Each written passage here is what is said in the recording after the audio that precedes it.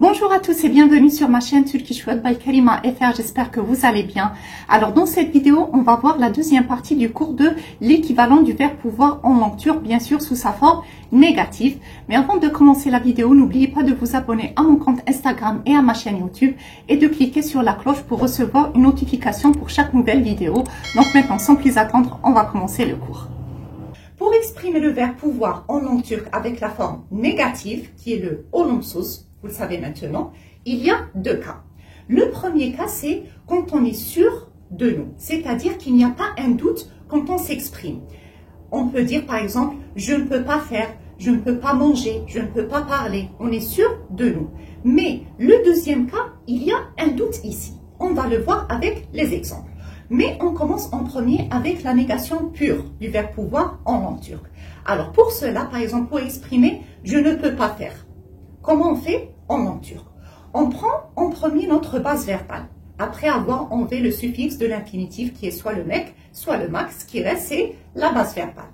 Ensuite, on rajoute un Y. On rajoute un Y si notre base verbale se termine par une voyelle. Maintenant, vous le savez. Ensuite, on rajoute ou bien un A ou bien un E. Ici, selon la première règle de l'harmonie vocalique et pas la deuxième.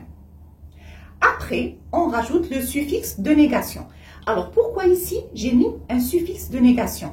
Parce que ça change d'un ton à l'autre. Par exemple, pour le passé, vous savez qu'on met ou bien le mais ou bien le ma. Pour le présent actuel, on met ou bien le me, mi, mu, mou, selon la deuxième règle de l'harmonie vocalique. Donc, le suffixe de négation change par rapport au temps qu'on utilise. C'est pour ça, et je le répète toujours, revoyez avant les cours sur la conjugaison pour ce qui est le présent actuel, le passé, le futur, le présent lâche, avant de voir ce cours. Sinon, vous allez avoir des difficultés à comprendre pourquoi ici on a mis un me, par exemple. D'accord? Donc, revoyez les cours sur la conjugaison avant de passer à ce cours. Après le suffixe de négation, on met le suffixe de temps, c'est-à-dire quel temps on utilise. Est-ce qu'on utilise le présent, le passé, le futur, le présent large, etc. Et à la fin, notre suffixe de personne. Pour notre exemple, on a utilisé le verbe yapmak, qui veut dire faire. Vous le savez maintenant. Alors, comment on dit en langue turque, par exemple, je ne peux pas faire. Je ne peux pas faire, c'est ben yapamıyorum. Je répète, ben yapamıyorum. Alors, on va décortiquer ceci. Alors, ici, on a la base verbale du verbe yapmak, c'est yap. Ensuite, on a rajouté directement le a. On n'a pas rajouté le y puisque la base verbale, c'est pas terminée par une voyelle. Donc, on a rajouté le a par rapport à la dernière voyelle de notre base verbale. Ici, on a mis le A selon la première règle de l'harmonie vocalique. Et aussi, je vous conseille de revoir le cours sur l'harmonie vocalique. Ensuite, on a rajouté le me. Me, c'est le suffixe de négation pour ce qui est du... Alors ici, comme vous le savez, on a utilisé le présent actuel. D'accord? On n'a pas utilisé le passé ou bien le présent large, c'est le présent actuel. Donc, on a rajouté un me pour ce qui est du suffixe de négation pour le présent actuel. Ensuite, on rajoute le yor, c'est le suffixe de temps, et le c'est le suffixe de personne de la première personne du singulier pour ce qui est du présent actuel. Alors, ça devient ben yapamıyorum. Je ne peux pas faire. Sen yapamıyorsun. Tu ne peux pas faire. O yapamıyor. Il ne peut pas faire. Biz yapamıyoruz. Nous ne pouvons pas faire. Siz yapamıyorsunuz. Vous ne pouvez pas faire. Et onlar yapamıyor ou bien yapamıyorlar, c'est ils ne peuvent pas faire. Alors, quand vous le voyez, et c'est très très simple d'utiliser le verbe pouvoir en langue turque pour ce qui est de la forme négative, et ici c'est le cas où on est sûr, c'est-à-dire qu'il n'y a pas de doute. On ne peut pas faire ceci ou bien cela, on est net. D'accord? Alors ici, il faut tout d'abord savoir conjuguer les verbes au présent actuel ou bien le passé, etc. Il faut savoir leur négation aussi avant de voir ce cours et après, on applique cette petite règle. C'est-à-dire que cette règle est juste un plus pour vous. Pourquoi? Parce que si vous savez déjà comment conjuguer les verbes au temps précédent, alors il vous suffit juste de connaître cette petite règle, de l'appliquer sur les verbes et de pouvoir exprimer le verbe pouvoir sous sa forme négative en langue turque. Alors, ça devient pour le verbe yapmak, c'est je ne peux pas faire, tu ne peux pas faire, etc. Ça devient ben yapamıyorum, sen yapamıyorsun, o yapamıyor, biz yapamıyoruz, siz yapamıyorsunuz et onlar yapamıyor ou bien yapamıyorlar. Maintenant, on va passer au deuxième cas. Alors, le deuxième cas de la forme négative du verbe pouvoir en longueur, c'est un petit peu différent. C'est-à-dire que ici, il y a un doute. Par exemple, je commence tout de suite avec l'exemple et après, on va passer à la règle. Pourquoi? Pour que vous compreniez la différence entre le premier cas et le deuxième cas. Alors, on a utilisé pour notre exemple ici le verbe gelmek qui veut dire venir. On a en premier ben gelmeyebilirim. Je répète, ben gelmeyebilirim. Alors, vous voyez qu'il y a une négation ici. Mais c'est un petit peu différent de le premier cas de la négation. Alors, ben gelmeyebilirim, son équivalence, et je le redis, c'est pas la correspondance exacte.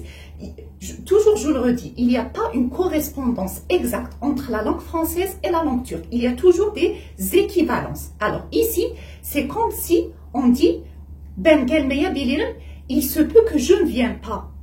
On n'est pas sûr de ça. Il se peut que je ne vienne pas. Comme vous le voyez, il y a un doute quand on s'exprime. Il se peut que je ne vienne pas. Ben gelmeyebilirim. D'accord? Alors, maintenant, on revient à la règle. Alors, maintenant, vous savez que la différence, la petite différence entre les deux, ici, on a dit que je ne peux pas faire. On est sûr de nous. Je ne peux pas faire ça. Mais ici, ben gelmeyebilirim, c'est-à-dire, il se peut que je ne vienne pas. On n'est pas sûr de nous. D'accord? Ici, la négation, sur la négation, il y a un doute. Donc, pour ce qui est de la règle à appliquer, on commence comme toujours, par prendre notre base verbale. Ensuite, on rajoute ou bien un mais ou bien un ma, selon la première règle de l'harmonie vocalique. Au contraire d'ici, qu'on a rajouté un y et ensuite un a ou bien un e, ici, on rajoute ou bien un mais ou bien un ma, selon toujours la première règle de l'harmonie vocalique. Ensuite, on rajoute un y. Toujours, pourquoi toujours? Parce que déjà, quand vous allez rajouter un mais ou bien un ma, ça se finit par une voyelle. Le mais, ça se finit par un e. Le ma, ça se finit par un a. Donc, après ceci, on rajoute automatiquement le y. Ensuite, on rajoute ou bien un habile ou bien un ébile. Alors ici, habile selon la première règle de l'harmonie vocalique et le ébile aussi. C'est-à-dire que on fait le habile ou bien le ébile selon la première règle de l'harmonie vocalique. Et vous voyez ici que j'ai écrit le présent large parce que ici on va utiliser le présent large. D'accord? Juste le présent large pour ce qui est de ce deuxième cas. Alors, on revient à notre exemple. Il y a le verbe gelmek. Donc, on a commencé par ben gelmeyebilirim, c'est-à-dire il se peut que je ne vienne pas. On n'est pas sûr. On le dit, mais on n'est pas sûr de ça. Il se peut que je ne vienne pas. Ben gelmeyebilirim. Sen gelmeyebilirsin.